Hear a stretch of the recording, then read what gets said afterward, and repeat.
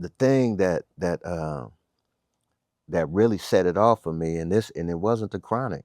It wasn't the Chronic. It was me meeting John Singleton and Paul Stewart at Mm-hmm. at a session for Snoop, where Dre was producing a record for the Poetic Justice soundtrack. So I met Paul Stewart and John Singleton that day, and I told Paul, I said, "Hey Paul, can I play a song for you?"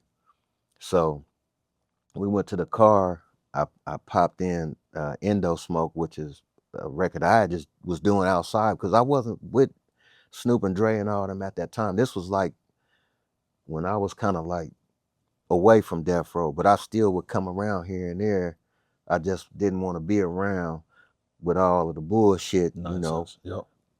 with Suge and all that. I didn't want to be around that shit because them niggas wasn't fucking with me, so I wasn't fucking with them. But I was still Right. pop in a Dre session, a Dre and Snoop session. Right. So popped in there and they was looking for records. So I said, "Can I play a record?" We went to the car, popped it in. It was Endo Smoke. He listened to it for about maybe 10, 15 seconds. He was like, "Stop, stop it, stop it, man. Can I take this tape?" I said, "Yeah, take it with you." And he took it and he called me a few days later and was like, "We want this to be the first single on the Poetic Justice soundtrack." And I was like, Mm. "My song?" He was like, "Yeah." But it was a song with me and Mr. Graham, who Uh-huh. was another dope artist that I had Yep. that I was trying to build and put in the game just like I did with Snoop. And so we went up to their office, him and John Singleton, New Deal, that was the name of the company. So we went up there, it was through Sony. Um, and the record that blew up, like it was the hottest record in LA, Endo Smoke. It was about weed, but it was the hottest record in LA. Then it started going everywhere else, and it went gold in Canada and gold and platinum in out Los Angeles. It started service to the Midwest, to New York, everywhere.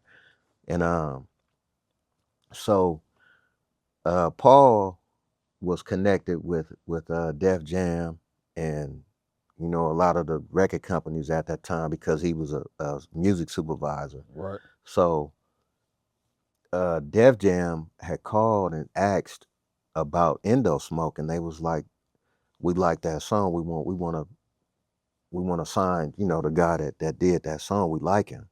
So they called me, and uh, I was a producer of the record, so they called me. So I was like, "All right, it's all good. I'll get at Graham and set it up so you guys can talk and this, that, and this." And I'm like, "Well, like you guys really like that record?" And they was like, "Yeah, you know, the guy that's got like kind of like a melody to what he's doing, like the singing stuff." I said, "Now wait a minute, okay, so you got it's two guys on there." I said, "You got Mr. Graham is the first guy that's rapping or the other guy that's rapping?" So it was like the other guy, not the first guy, the other guy. I said, "Well, the other guy," I said, "That's me." Shit, that's who you talking about, me? It's like, "Yeah, that guy, you." You. So I was like, they can't be talking about me because I'm like, Graham is dope as fuck. Uh, but they was like that guy. So they set up a meeting and it was Chris Lighty, Tracy Waples, and Leor Cohen. They flew to California and took me out to dinner and was like, "We want to sign you." And that was the record that got me signed to Def Jam. But it was a bidding war. Everybody was trying to get me. Everybody. Once That's that crazy. can opened, Yeah. they was all Off at of me Endo Smoke. off of Endo Smoke. That's And crazy. but I had to look at it like, shit, I could go over here, I could go here, I could go here. Damn, but I had to look at it from who is gonna really push hip hop